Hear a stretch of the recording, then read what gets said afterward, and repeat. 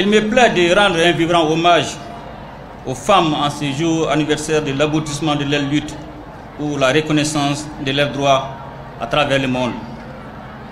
Institué depuis l'année 1977 par les Nations Unies, le 8 mars, Journée internationale de la femme, ne saurait se limiter à une simple célébration de convenance. Bien au contraire, et cette journée doit servir de cadre approprié pour des actions d'information, de sensibilisation et de plaidoyer autour de la condition de la femme à travers le monde. Et cette journée symbolise à plus d'un titre le courage et l'engagement des femmes pour la reconnaissance de leurs droits, source de leur émancipation. Les femmes du Mali, à l'instar de celles qui se sont battues pour la consécration de cette journée, ont toujours été au rendez-vous pour la défense de leurs droits. En cette heureuse circonstance, j'exprime ma reconnaissance aux femmes pour leur combat quotidien et leur dévouement constant dans la marche du Mali vers sa pleine souveraineté. La résilience du peuple malien en général et celle des femmes en particulier face aux épreuves socio-économiques et géopolitiques traduit parfaitement leur volonté pour l'avènement d'un Mali meilleur. Les thèmes retenus cette année au plan international et national sont bien d'actualité. À cette fin, je salue les efforts fournis par le ministère de la Promotion de la Femme, de l'Enfant et de la Famille et ses partenaires. Mesdames et messieurs, distingués invités, le Mali est un pays de tradition et de civilisation qui a toujours œuvré pour la prise en compte des aspirations des femmes. C'est la raison pour laquelle nous travaillons pour la mise en place d'un cadre juridique respectueux de nos valeurs socio-culturelles en rapport avec les engagements régionaux et internationaux auxquels le Mali a souscrit. Dans la quête du mieux-être de la femme malienne, j'invite les organisations des femmes ainsi que les autres acteurs sous le leadership de Madame la ministre de la Promotion de la Femme, de l'Enfant et de la Famille à inscrire leur action dans le cadre des 3 principes qui guident désormais l'action publique en République du Mali, à savoir le respect de la souveraineté du Mali, le respect des choix stratégiques et des choix des partenaires opérés par le Mali, la prise en compte des intérêts vitaux du peuple malien dans les décisions prises. Le respect de ces principes permettra à notre pays de connaître un avenir meilleur.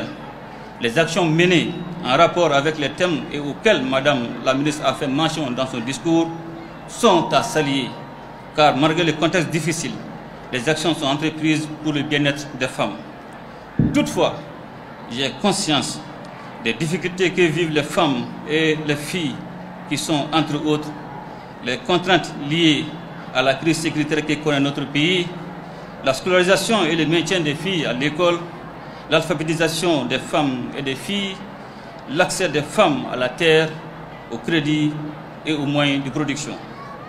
La participation des femmes aux instances de prise de décision, les violences physiques et émotionnelles dont elles sont victimes. Face à ces défis, le gouvernement maintiendra la dynamique déjà amorcée dans le but de ramener le bilan de la promotion de la femme à hauteur de souhait.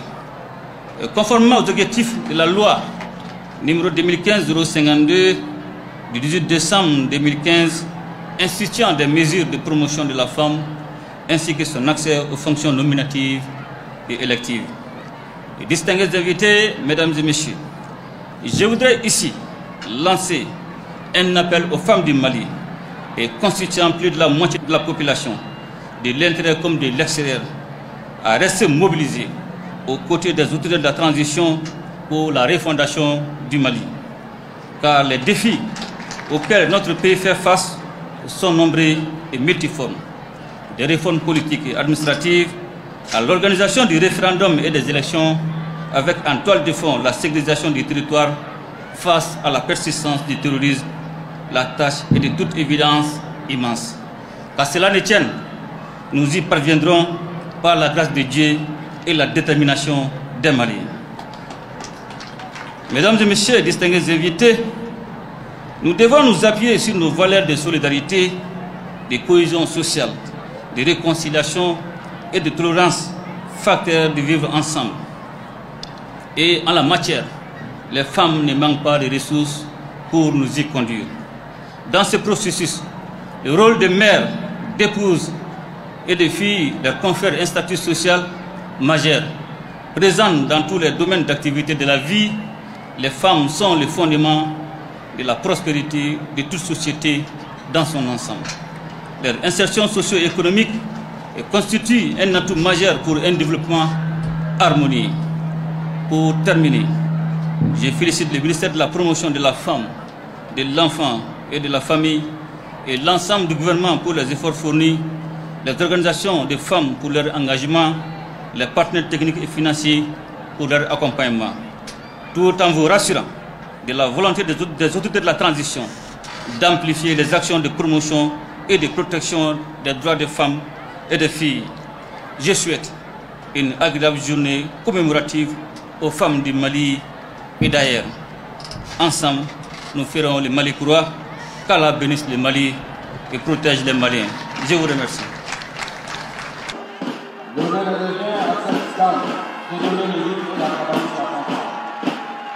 est suivie par le logement de la police nationale, chef de la police et également chef de l'État. Le département de la fanfare,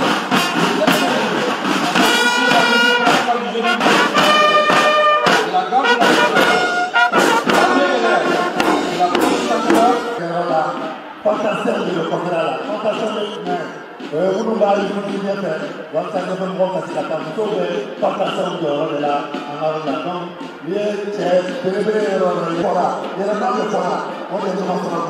Le ministère de la Communication, de l'économie numérique et de la modernisation de l'État, commandé par le capitaine Awadamé.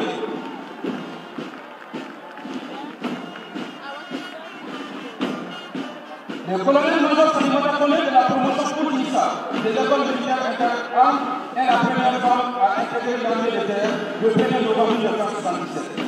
Après, c'est juste en 1985 que le premier contingent du personnel féminin de l'armée de terre a été. Nous pouvons citer le commissaire Ténéba Sanari, champion du Mali, plusieurs fois sur les 100 et 200 mètres, et a représenté le Mali dans nombreuses compétitions internationales. Le Sarachia Pamala Dambé, joueur de volleyball, a été récemment décoré.